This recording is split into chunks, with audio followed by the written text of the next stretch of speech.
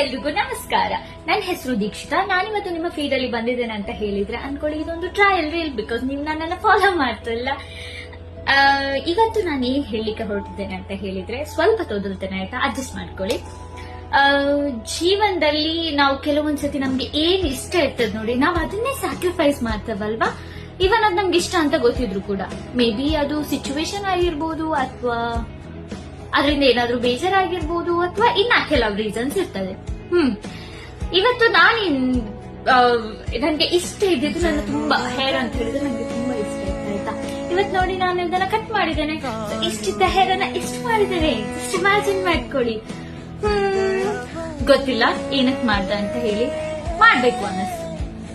ಹಾಗೇನೆ ಇದೇ ಇಷ್ಟ ಕಷ್ಟಗಳನ್ನೆಲ್ಲ ಮೇ ಬಿ ಸ್ಯಾಕ್ರಿಫೈಸ್ ಮಾಡ್ಕೊಂಡು ಅಥವಾ ಅರ್ಥ ಮಾಡ್ಕೊಂಡಿರೋದೇ ಜೀವನನ. ಓಕೆ, ನೆಕ್ಸ್ಟ್ ವಿಡಿಯೋದಲ್ಲಿ ಸಿಗುವ. ಬಾಯ್.